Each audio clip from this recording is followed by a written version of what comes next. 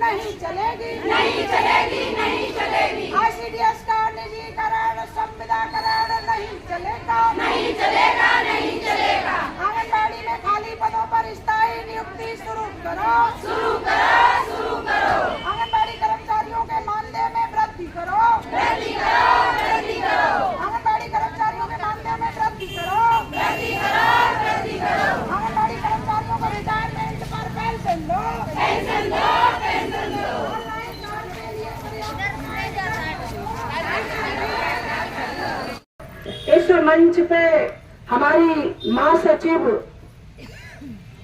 शशि किरण जी के नेतृत्व में काफी अच्छी संख्या में आप लोग उपस्थित हुए।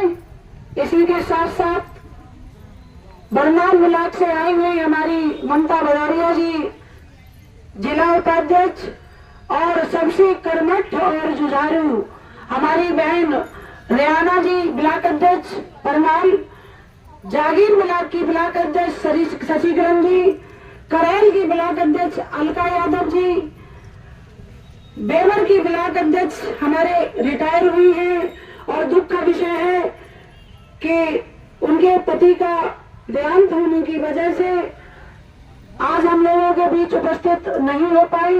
लेकिन बेवर ब्लॉक की जिला कोषाध्यक्ष पुष्पा जी, उपाध्यक्ष अरुणा बैस जी और तमाम हमारे ऐसे सक्रिय सदस्य मीरा यादव जी और अगर ऋचा दुबे जी, कांति जी और टाउन से चलकर आई बेवर ब्लॉक की हमारी सक्रिय नेता बबीता जी, कमलेश जी और जहां जहां से भी मैं भूल रही हूँ 9 ब्लॉक इन सभी पदाधिकारियों को हमारी तरफ से पूरी सहानुभूति और जोरदार मैं आज आपको नमस्कार और बहुत बहुत धन्यवाद देना चाहती हूँ कि ये आपका जोश देखकर मुझे आज एहसास हुआ है कि आप ना थके हैं ना झुके हैं और इन्हीं शब्दों के साथ मुझे विश्वास है कि आप और भी आगे तक अपनी लड़ाई जारी रखेंगे।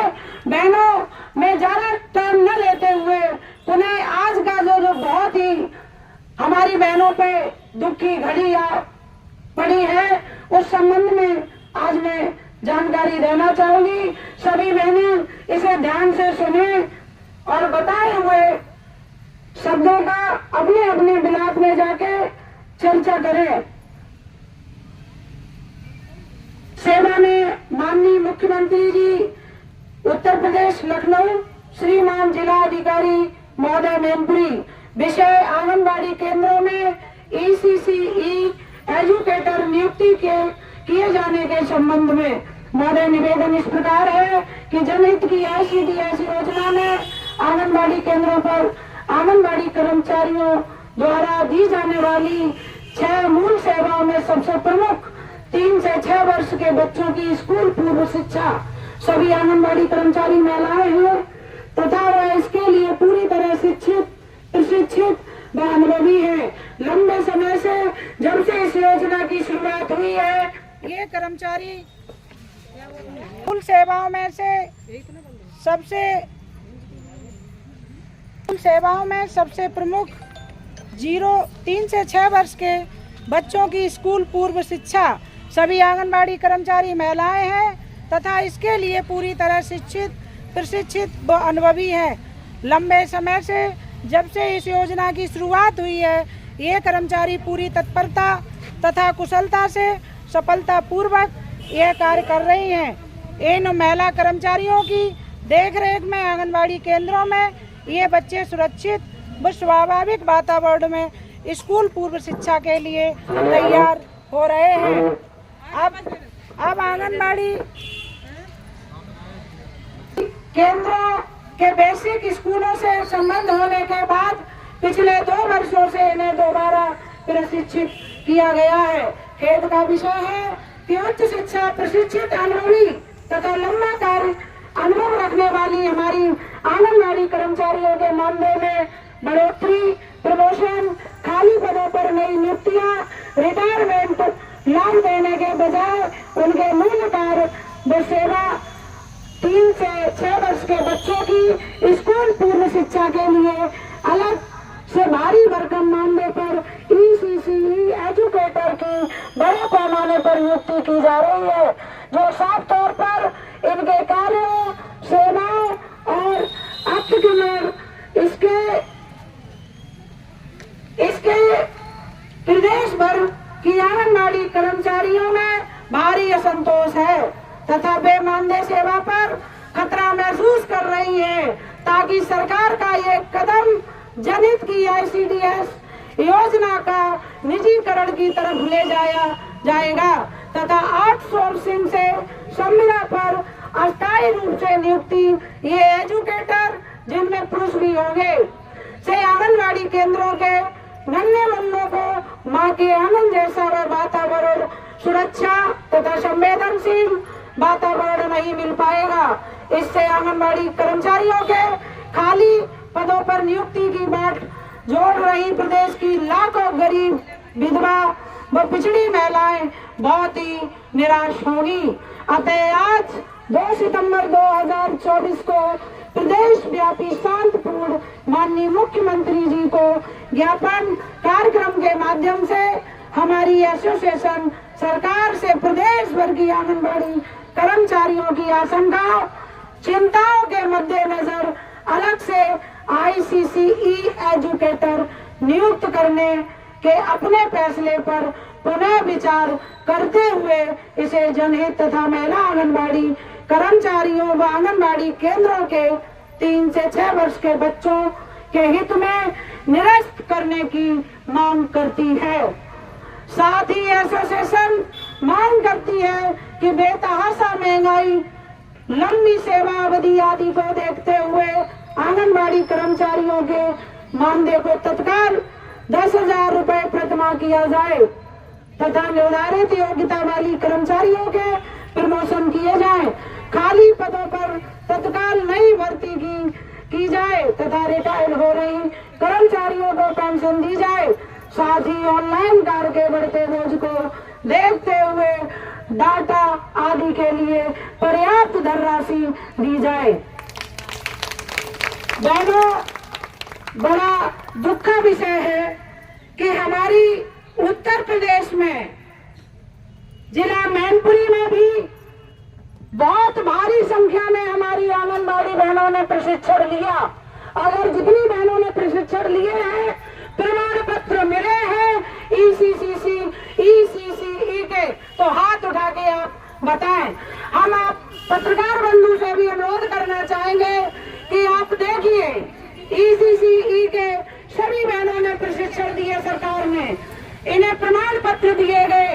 तो मेरा सरकार से ये अनुरोध था कि इसी आंगनबाड़ी जो हमारी कार्य कर रही है आंगनबाड़ी और सहायिकाएं, इन्हीं में से बहुत सी बहनें MA, B.Ed योग्यता, आपको लगे कि ये योग्यता इनके अंदर है, तो आप सिस्टम से इनकी योग्यता को देखते हुए मैं अनुरोध करना चाहूंगी कि ये एजुकेटर की भर्ती को निरस्त करते हुए मेरी आंगनबाड़ी बहनों को पूरे प्रदेश के प्रत्येक जिले में इसको रोकते हुए और इनके योग्यता के आधार पर हमारी आंगनबाड़ी बहनों का ही आप चयन करने का काम करें, ऐसा मेरा आपसे अनुरोध है।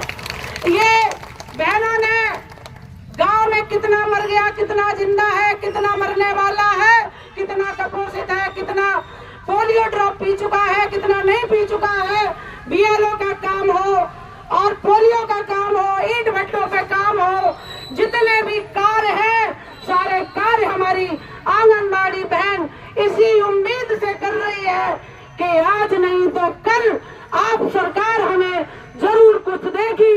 लेकिन दुख का विषय है पूरे भारत में उत्तर प्रदेश एक ऐसा प्रदेश है जिसके पास खजाना खाली है।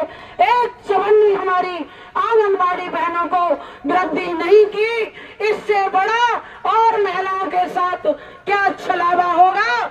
मैं कहना चाहती हूँ, इनके आधी बूढ़ी हो गई, इनकी योग्यता के आधार पे आप सिलेक्शन करिए, ये मेरा आपसे अनुरोध है। ये अब आधी बूढ़ी हो गई, किसकी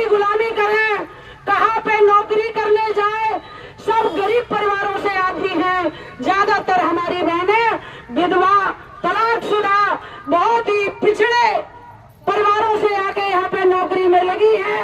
सन 85 से कार्य करते करते आपने बिना सूचना के इन्हें रिटायरमेंट कर दिया। तो मेरी मांग है, जो मेरी बहनें रिटायर हुई हैं, सरकार उन्हें अन्य राज्यों की तरह पेंशन देने का कार्य करे। खाली पड़े हुए पद पे मेरी बहन अपना सेंटर भी चला रही है और खाली पड़े हुए जो पद हैं उनके सेंटरों का भी पूरा कार्य कर रही है। अगर कर रही है तो हाथ उठा के बताएं। बहनों, उन्हें एक ही सेंटर का पैसा मिलता है, दो सेंटरों की भूमिका निभा रही है। उसके बाद भी लोकल की समस्याओं में जाएंगे तो बहुत दिन हो जाएंगे। मेरा अनुरोध है, डाटा दे। मोबाइल आपने दिए हैं, आपने डाटा नहीं दिया। पूरा ऑनलाइन कार्य करती है, पूरा पीएलओ का कार्य करती है, पूरा टीकाकरण का कार्य करती है। आप जो भी कार्य है नियम के अनुसार करवाइए। मेरी आंगनबाड़ी निपुण है, प्रशिक्षित है, प्रशिक्षण किए हुए हैं, लेकिन इनके साथ आप अन्याय ना करें। इस भर्ती को रोकते हुए मेरा आपसे पुनः अनुरोध है, इन्हें मानने कम से कम तत्काल 10,000 रुपया दे सरकार। बहनों, अगर देखा जाए, आज मेरे बीच सुल्तानगंज की सुषमा कश्यप जी मेरी जिला उपाध्यक्ष बहुत ही कर्मठ जुझारू बहन है, जो जल जीवन मिशन का प्रशिक्षण करके आ रही थी। इसी फूलबाग के सामने 4 व्हीलर से एक्सीडेंट हुआ, 25 टाके पैर में आए हैं। आज वो जिंदगी और मौत से जूझ रही है। मैं उन जल जीवन निगम वालों से कहना चाहती हूँ, जो भी आप इनसे कार्य लेते हो, जिनकी गिनती भी नहीं होगी यहाँ पे बैठे लोगों को, तो कान खोल के सुन ले। उनके इलाज के लिए पैसा आप मुहैया कराएं कि चेहरे की ये जो मोटी हड्डी होती है वो टूट गई है। बहनों, सोच समझ के आप ड्यूटियां करें। लिखवा लें कि आप मुझे जिन ड्यूटियों में लेके जा रहे हो कुछ देते नहीं हो, मेरे साथ हादसा हुआ तो उसका जिम्मेदार कौन होगा। मुझे पैर देख के चक्कर आ गया, बीपी डाउन हुआ। परसों मुझे जब सूचना मिली तो आज जब मैं मिलने गई, बहनों, अब आपको ये सोचना पड़ेगा। तो इसके साथ ज्ञापन का समय हो रहा है। हम अपने एलआईओ